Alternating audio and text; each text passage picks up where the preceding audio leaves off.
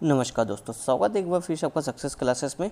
देखिए टॉपर्स की कॉपी में जो कि हमारा जो अगला क्वेश्चन होगा उसको आज हम यहाँ पे देखते हैं। और शुरू करने से पहले जो भी सर मैम अभी तक चैनल को सब्सक्राइब नहीं किया, फटाफट से यहाँ पे देखो चैनल का बटन आ रहा होगा, सब्सक्राइब का बटन आ रहा होगा, आप फटाफट से सब्सक्राइब कर ले। और जो भी आपके इस जो टॉपिक चलता है, ये आपका सोशियोलॉजी ऑप्शनल वगैरह ये सब चीज़ें, इससे संबंधित जो भी आपकी क्वेरी वगैरह हो या फिर कोई भी आपका सुझाव हो, वो आप हमको जो कि कमेंट करके बता सकते हैं। और ज़्यादा से ज़्यादा ये जो आपके सोशियोलॉजी ऑप्शन से संबंधित जो आपका ये इनिशिएटिव चल रहा है क्वेश्चन आंसर डिस्कशन वाला, इसको आप ज़्यादा से ज़्यादा अपने फ्रेंड वगैरह में शेयर भी कर सकते हैं। तो चलो देखते हैं पहला क्वेश्चन, आज का क्वेश्चन क्या है। इसमें आपसे पूछा जा रहा है make a distinction between intergenerational and intragenerational social mobility, यानी जो आपका सामाजिक गतिशीलता है उसमें पूछा जा रहा है आपका जो अंतर पीढ़ीगत और अंतरा पीढ़ीगत, यानी एक ही पीढ़ी में और दो तीन पीढ़ी में जो सामाजिक गतिशीलता देखने को मिलती है हमको, उसमें आपको विभेद यानी अंतर बताना है। साथ ही आपसे पूछा जा रहा है कि जो पोजीशन ऑफ वुमेन है, यानी जो महिलाओं की परिस्थिति है, ये जो सामाजिक गतिशीलता का अध्ययन है ये क्यों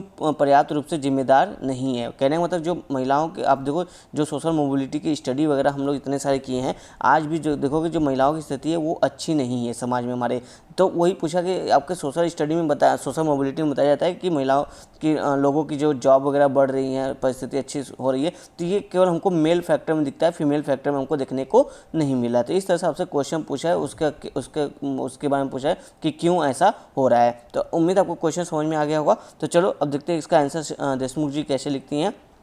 तो सबसे पहले इन्होंने जो कि सोरोकिन आपके समाजशास्त्री हैं, उनके आधार पर जो सोशल मोबिलिटी क्या है उसको डिफाइन करने की ये कोशिश करती हैं। तो ये बताती है कि सोरोकिन के अनुसार जो आपका सामाजिक गतिशीलता है वह आपका देखो किसी एक व्यक्ति या एक समूह का जो कि सामाजिक परिस्थिति में सोशल पोजीशन में एक संक्रमण की स्थिति को दर्शाता है, यानी ट्रांजिशन की स्थिति को दर्शाता है। कहने का मतलब कि सोरोकिन बताते हैं सामाजिक गतिशीलता एक व्यक्ति अथवा समूह का एक अन्य सामाजिक परिस्थिति में संक्रमण की अवस्था को दर्शाता है, यानी चाहे वो अपवर्ड भी जा सकता है समाज में, सामाजिक परिस्थिति में ऊपर भी जा सकता है और नीचे भी जा सकता है। संक्रमण की स्थिति कुछ भी हो सकती है, पॉजिटिव भी हो सकती है, निगेटिव भी हो सकती है। तो इन्होंने इस तरह से इसका एक शॉर्ट में और अच्छा सा डेफिनेशन दे दिया। तो चलो अब देखते हैं इंटरजेनरेशनल और इंट्राजेनरेशनल जो आपका है डिफरेंट क्वेश्चन में हमसे देखो यहाँ पे पूछा गया था कि दोनों में आपको जो डिफरेंट करना है, इंटरजेनरेशनल सोशल मोबिलिटी और इंट्राजेनरेशनल सोशल मोबिलिटी। तो आपका जो इंटरजेनरेशनल है इसको आप समझो, इसको क्या बोलते हैं आपका जो ये देखो इंट्राजेनरेशनल है, ठीक है, ये इंटरजेनरेशनल है। इंट्रा मतलब अंतर पीढ़ी, यानी एक ही पीढ़ी की बात हो रहा है, जबकि इंटर का मतलब दो तीन पीढ़ी। यहाँ पे ऐसे मैं दो तीन लिख दे रहा हूँ तो आपको समझने में आसानी होगी, यहाँ पे एक लिख दे रहा हूँ तो आपको ये समझने में आसानी होगी ये किसकी बात करे किसकी बात करे। तो देखो इसके अंतर की बात कर रहा है तो इंट्रा जनरेशन में बताया जा रहा है कि इसमें जो सोशल मोबिलिटी हमको देखने को मिलती है वो एक ही सेम जनरेशन में देखने को मिलती है, यानी एक ही जनरेशन में देखने को मिलती है, ऐसा जो कि देशमुख जी लिखती हैं और बताती हैं। और साथ ही जो आपका इंटर जनरेशनल है इसमें बोला जाता है कि दो या तीन पीढ़ी में हमको जो कि इस तरह का सामाजिक गतिशीलता हमको देखने को मिलती है, चाहे वो अपवर्ड हो चाहे डाउनवर्ड हो।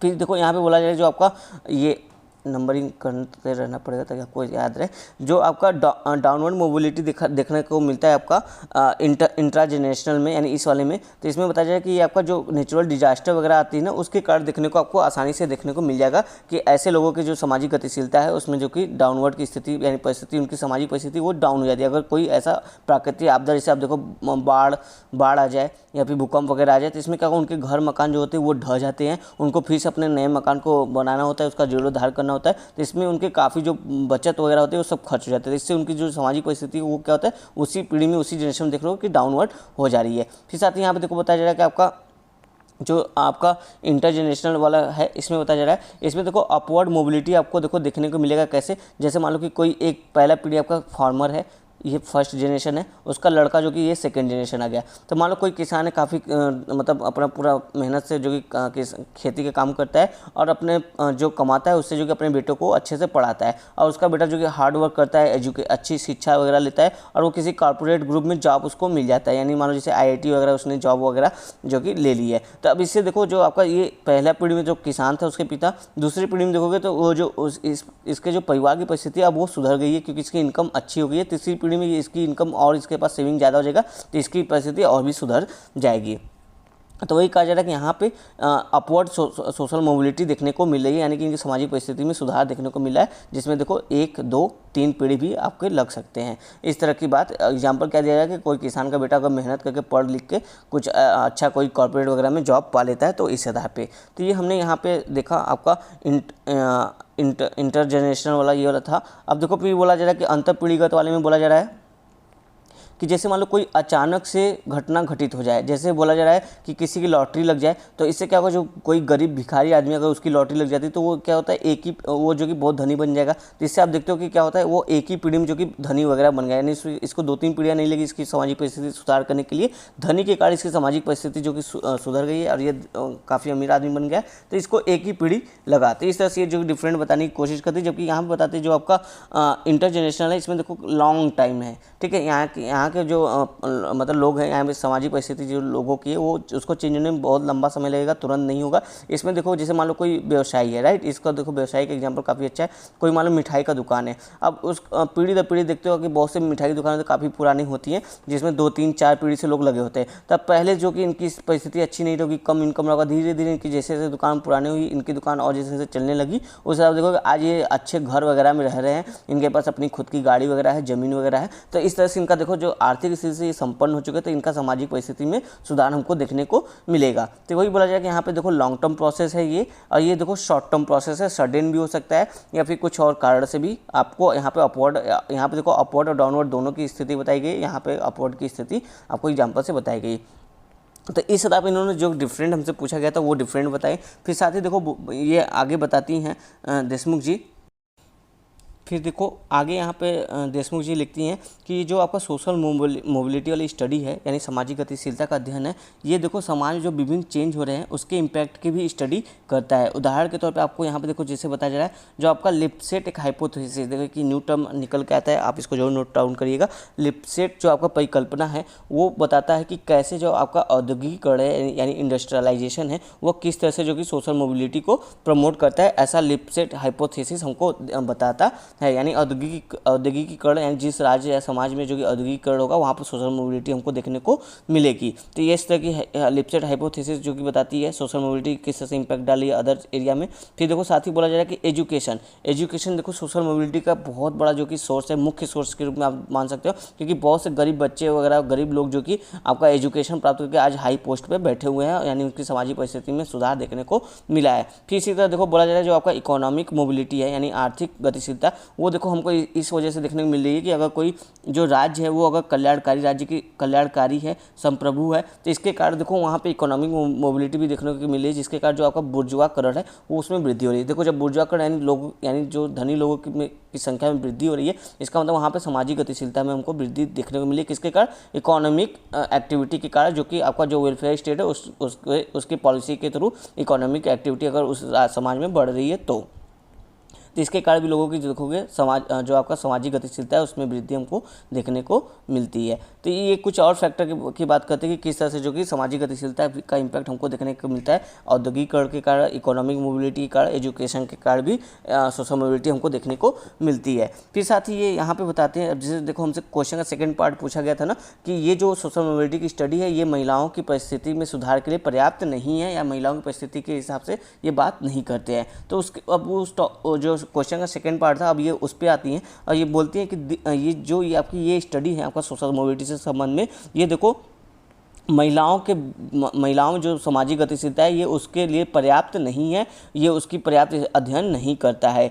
तो अब उसी के आगे देखो यहाँ पे कहा जाता है आपका कि जो आपका जो फेमिनिस्ट स्कॉलर यानी नारीवादी जो विदुषी हैं एम ओकले, ठीक है, एम ओकले जो आपकी नारीवादी हैं, ये बोलती हैं कि महिलाएं चाहे किसी भी समाज में हो, राइट, देखो चाहे जियोग्राफिक रूप से या टेम्पोरल रूप से किसी भी समाज में महिला हो, अगर उनके साथ कुछ शोषण वगैरह हो रहा है तो उस पर जो कि ध्यान देना चाहिए, उनके खिलाफ जो भी चीज़ें हो रही है उसको उसमें सुधार होना चाहिए। इस तरह की बात एम ओकले बोलती है। अब देखो किसी भी समाज कहने का मतलब क्या है यहाँ पे, चाहे वो पश्चिमी समाज हो, चाहे आपका एशियाई समाज हो, चाहे कोई भी समाज हो, क्योंकि देखो हम मानते हैं कि पश्चिमी समाज क्या है, वहाँ पे जो कि सामाजिक गतिशीलता काफ़ी तेज है, इस वजह से यहाँ पे जो देखोगे आपको सामाजिक गतिशीलता काफ़ी अच्छी है। लेकिन यहाँ पे भी देखोगे पैट्रियार्की सिस्टम के कारण जो कि महिलाओं, देखो सामाजिक गतिशीलता तो है पर पुरुषों की है, महिलाओं की अभी भी वो स्थिति नहीं है जो होनी चाहिए, एक सामाजिक परिस्थिति में होनी चाहिए, वो नहीं है। इसलिए ये बोले कि सभी समाज जो कि महिलाओं के कल्याण के लिए काम करना चाहिए, उनको भी जो कि पुरुषों के साथ लाना चाहिए, उनके भी जो सोशल मोबिलिटी है उसकी स्टडी करके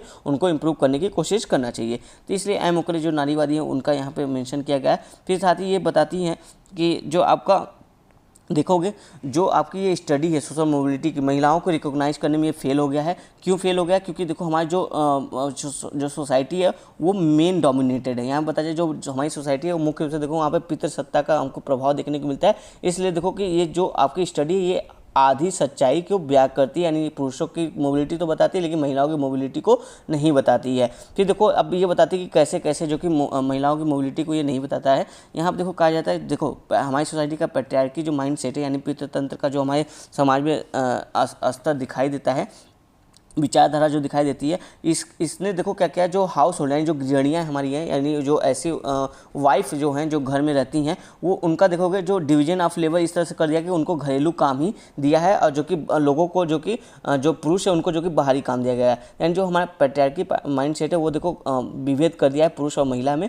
अब महिलाओं को जो कि घर तक ही सीमित रखा है, जो कि पुरुषों को बाहर निकाल दिया है, मतलब बाहर बोल दिया है अब जाइए बाहर कमाइए उमाइए, आपको इस सब का जो कि चांस अवसर मिलेगा, जो कि महिलाओं के लिए ऐसे रास्ते बंद कर दिए हैं। तो इसकी वजह से बोला जा रहा है कि हाँ ये देखो सोशल मोबिलिटी की जो कि स्टडी सही नहीं है। यहाँ पे महिलाओं की स्टडी को हम नहीं गिनते हैं, जबकि केवल ओवरऑल गिन में जो कि पुरुष की स्टडी ही ज़्यादा देखने को मिलती है, कि पुरुषों में सोशल मोबिलिटी देखने को मिलती है लेकिन महिलाओं की नहीं देखने को मिलती है। देखो उनको बोला जाए कि सेकेंड क्लास सिटीजन का दर्जा दिया गया, यानी कि दोयम नागरिक का दर्जा दिया गया है घरों में। एक तरह से देखोगे यानी पुरुष की प्रधानता है, हर डिसीजन वगैरह जो भी होगा उसमें पुरुषों का ही रोल ज़्यादा रहता है एक्टिव। फिर देखो कहा जा रहा है कि आपका जो ये रेदर फेमिनाइजेशन ऑफ पॉवर्टी, यानी कहने का मतलब जो आपका नारीकरण का गरीबी, देखो एक नया कॉन्सेप्ट निकलता है आपका नारीकरण का गरीबी। तो ये बोलते हैं कि नारीकरण का गरीबी भी हमको देखने को मिलता है। कैसे? जब आप देखो अर्बन माइग्रेशन बढ़ता है। अब अगर आप देखोगे अर्बन माइग्रेशन बढ़ेगा तो इससे क्या होगा, जो गांव में पुरुष वगैरह होंगे वो चले जाएंगे शहरों में काम करने के लिए, और यहीं पे रह के काम करते हैं, महीना 2 महीना 10 साल 1 साल 5 साल तक यहीं पर रह जाते हैं। तो अब देखो जो महिलाएं हैं इनको काम करने का या बाहर निकलने का अवसर नहीं मिलता है, इनकी सामाजिक परिस्थिति में सुधार नहीं होता। क्यों? क्योंकि अब इनका पूरा दिन पूरा समय जो कि घर की देखभाल करने में, घर के चीज़ों को जुटाने में, संसाधनों जुटाने में, लगाने में, मार्केट से सामान लाने में, इस चीज़ में इनका पूरा दिन निकल जाता है, और इनको जो कि अवसर नहीं मिलता है अपनी सामाजिक परिस्थिति में सुधार करने के लिए या फिर इकोनॉमिक या पॉलिटिक्स वगैरह में पार्टिसिपेट करने के लिए। तो इसी को बोला क्या जा रहा है आपका फेमिनाइजेशन ऑफ पॉवर्टी, इसके कारण हो रहा है आपका अर्बन माइग्रेशन के कारण। साथ ही ये देखो कुछ और स्टडी बताती है जिसके आधार पर आप कह सकते हो कि महिलाओं की सोशल मोबिलिटी हमको देखने को नहीं मिलती। जैसे बोला जा रहा है कि आप देखो जो आपके कॉर्पोरेट के बोर्ड मेंबर होते हैं उसमें देखोगे अभी भी 5% से कम महिलाएं स्थित है, यानी जो बोर्ड मेंबर यानी उच्च पद होते हैं कॉर्पोरेट वगैरह में, वहाँ पे महिलाओं की स्थिति काफ़ी कम है, 5% से भी कम है। फिर साथ ही देखो यहाँ पे कहा जा रहा है जो आपका प्रॉपर्टी होता है उस पर जो कि महिलाओं का राइट वगैरह बहुत कम हमको देखने को मिलता है। फिर देखो यहाँ पे बोला जो कि महिलाओं के लिए केवल पिंक कॉलर जॉब ही दिए गए हैं, जैसे उनको टीचर की जॉब उनके लिए प्रीफर की जाती है, नर्सेज की जॉब उनके लिए प्रीफर की जाती है, और जो आपका मैनेजर के पोस्ट होते हैं होटल वगैरह में, रिसेप्शनिस्ट की जॉब, ये सब देखो महिलाओं के लिए जॉब जो कि दिए जाते हैं। और इनसे ऊपर जो जॉब होते हैं वो महिलाओं के लिए एक सीलिंग लगा दिया जाता है कि आप इससे ऊपर मतलब उनको रोक तो दिया जाता है। और साथ ही उनको सैलरी में भी देखोगे तो काफ़ी भेदभाव होता है, इस वजह से उनकी सामाजिक परिस्थिति जो कि ऊँची नहीं उठ पा रही है। और हम लोग जो भी ये सामाजिक परिस्थिति का अध्ययन है वो जो कि महिलाओं की सामाजिक परिस्थिति के संदर्भ में बात नहीं करते। तो इन्होंने काफ़ी अच्छा आर्ग्यूमेंट वगैरह अपना पॉइंट वगैरह यहाँ पे रखा। फिर देखो यहीं पे ये आंसर खत्म होता है। काफ़ी अच्छा ये क्वेश्चन था आपका सोशल मोबिलिटी से लेकर, थोड़ा सा इसमें ट्विस्टेड कर दिया था कि महिलाओं की एक नया टॉपिक जुड़ा कि महिलाओं की सोशल स्टडी हम लोग नहीं करते सोशल मोबिलिटी में। तो इस तरह की बातें ये देखो यहाँ पे ये क्वेश्चन का आंसर समाप्त होता है। तो उम्मीद है आपको समझ में आया होगा, कुछ नया सीखने को मिला होगा और किस तरह से आंसर लिखना चाहिए ये आपको थोड़ा सा आइडिया लगा होगा। काफ़ी अच्छा तरीके से इन्होंने लिखा है, खासकर इनका देखो इंट्रो काफ़ी शॉर्ट और टू द पॉइंट है, उसके बाद डायरेक्ट ये अपने टॉपिक पर आती है और क्वेश्चन के सारे डायमेंशन को ये कवर करती हैं काफ़ी अच्छे तरीके से। तो इसी तरह आप भी लिखते रहिए, प्रैक्टिस करते रहिए। उम्मीद आपको पसंद आएगा। धन्यवाद दोस्तों।